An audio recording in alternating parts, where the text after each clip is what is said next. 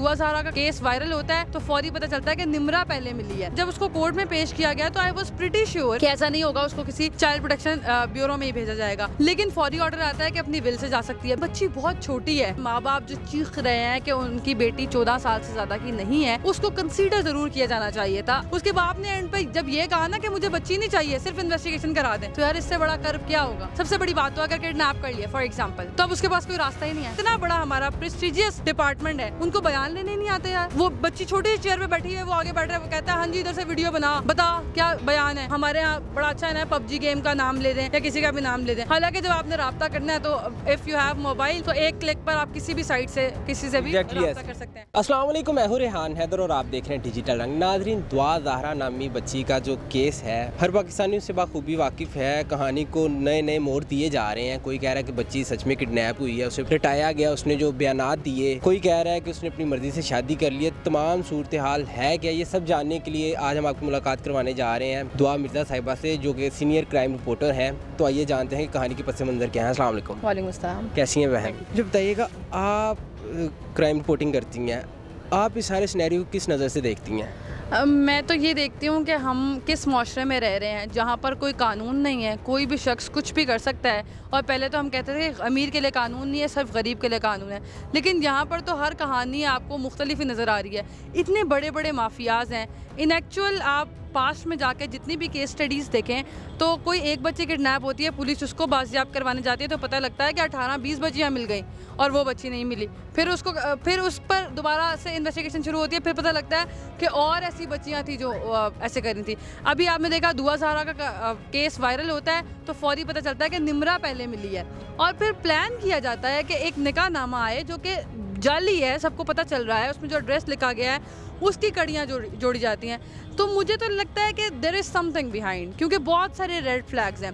फिर जब उसको कोर्ट में पेश किया गया तो आई वाज प्रीटी श्योर कि ऐसा नहीं होगा, उसको किसी चाइल्ड प्रोटेक्शन ब्यूरो में ही भेजा जाएगा या फिर इसको अवेटिंग में डाल दिया जाएगा मामले को और पुलिस की कस्टडी में रखा जाएगा। लेकिन फौरी ऑर्डर आता है कि अपनी विल से जा सकती है। बिल्कुल, मैं अदालत की बड़ी रिस्पेक्ट करती हूँ और उन्होंने विल ऑफ मैरिज को प्रोटेक्ट किया है, दैट्स रियली वेरी गुड। लेकिन बच्ची बहुत छोटी है, माँ बाप की जो इस्तदा है, माँ बाप जो चीख रहे हैं कि उनकी बेटी 14 साल से ज़्यादा की नहीं है, उसको कंसीडर ज़रूर किया जाना चाहिए था। अकॉर्डिंग टू माई, मैं बड़ी नाकिस राय दे रही हूँ, लेकिन कंसीडर किया जाना चाहिए था।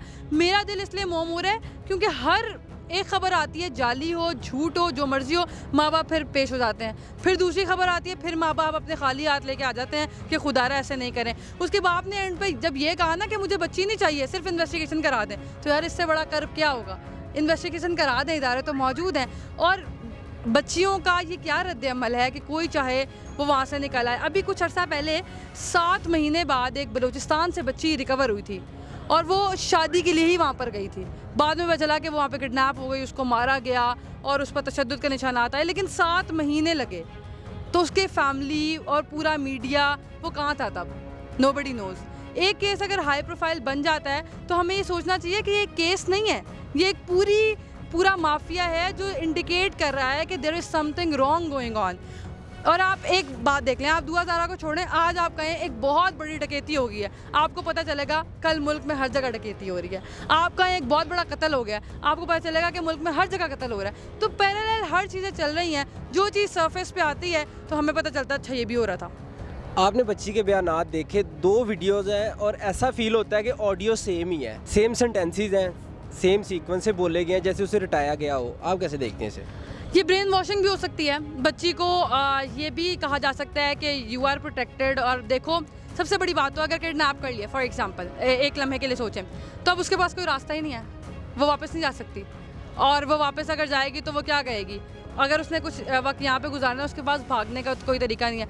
लेट मी मेंशन जो एक वीडियो वायरल हुई है जिसमें बच्ची अपना बयान रिकॉर्ड करवा रही है सिंध पुलिस को, आपने वो वीडियो देखी है? यार इतना बड़ा डिपार्टमेंट है पुलिस डिपार्टमेंट, इतनी लेडी कांस्टेबल्स हैं, इतनी एएसपीज़ हैं, इतनी ख़वातीन डीएसपीज़ हैं, एक मर्द बैठ के ले रहा है, वो सामने बैठी हुई है, इतनी सी जगह है जहाँ पर वो प्रोटेक्टिव फील ही नहीं करेगी। आप उसको अकेले कमरे में लेके जाएं, साइकोलॉजिस्ट को साथ बिठाएं, लेडी कांस्टेबल को बिठाएं, वो पूछे बेटा आप वाकई अपना बयान दे रही हो, आप ठीक बात कह रही हो, आपके साथ कुछ गलत तो नहीं हुआ, उसको कॉन्फिडेंस देंगे तो वो बताएगी बच्ची बात। अगर ये लूप होल्स हैं और अगर ये आपको और मुझे नज़र आ रहे हैं तो ऐसा कैसे हो सकता है कि इतनी ट्रेनिंग देकर इतने CSP अफसर हमारे पास मौजूद हैं, इतना पढ़ के आते हैं और उनको पता नहीं चल रहा कि क्या हो रहा है। मैं वो वीडियो देखकर इतना ज़्यादा अपसेट हुई कि इतना बड़ा हमारा प्रेस्टिजियस डिपार्टमेंट है, उनको बयान लेने नहीं आते यार। वो बच्ची छोटी सी चेयर पे बैठी है, वो आगे बैठ रहा है, वो कहता है हाँ जी इधर से वीडियो बना, इधर देख, बता क्या बयान है। तो वो छोटी सी बच्ची है, लम्हा फिक्री है। ये बहुत बड़ा लम्हा फिक्री है और ये डिपार्टमेंट का फेलियर है इन एक्चुअल। और बच्ची ने एक बयान में ये भी कहा कि मुझ पर तशद्दुद किया जाता था, एक लम्हे के लिए अगर हम सोच भी लें तशद्दुद किया जाता था। तो फिर आप क्या देखती कि पेरेंट्स की गलती थी या दुआ की? This is a pet script. आप कहीं से भी बच्ची कोई उठा लें जिसकी गलती हो, वो पहली बार अगर शादी का मसला है तो आप पिछली जितनी वीडियोज़ उठा लें, मैं बड़े बावसूख तरीके से कह रही हूँ, बच्ची पहली स्टेटमेंट ये देगी कि वो मेरी शादी किसी बहुत बड़े उम्र के लड़के से करवाना चाहते थे। मैंने नहीं देखा ऐसा माशरे में होते हुए। शायद एक दो एक्सेप्शनल केसेस होंगे, लेकिन माँ बाप भी माँ बाप होते हैं यार, ऐसा पॉसिबल नहीं है कि वो इतनी बड़ी ज़्यादती करें। और अगर कर भी रहे थे ना तो बच्चियों को चाहिए कि बहुत सारे ऐसे हेल्प सेंटर्स हैं, पुलिस है, आप पुलिस को बताएं, आप वुमेन डिपार्टमेंट मौजूद है उनको जाके बताएं, चाइल्ड प्रोटेक्शन ब्यूरो से रब्ता करें अगर आप इतनी मजलूम है।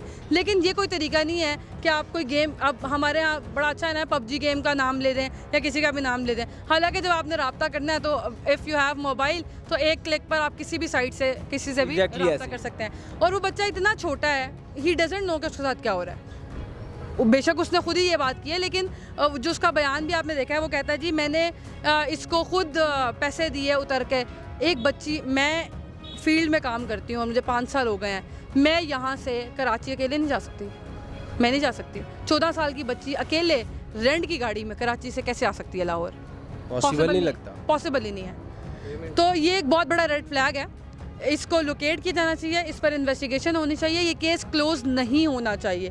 और तमाम लोग जो बहुत सारे अपने नज़रिए दे रहे हैं कि छोटी उम्र में शादी होनी चाहिए, बड़ी उम्र में शादी होनी चाहिए, खुदारा ये तमाम चीज़ें साइड पे रखें। सबसे पहले इस बात पर इकट्ठे खड़े हों कि इस केस को इन्वेस्टिगेट करें, और इफ़ इट इज़ किडनैपिंग तो जितना भी बड़ा माफिया है इदारों को मिलकर उनको सड़क पर टांगना चाहिए।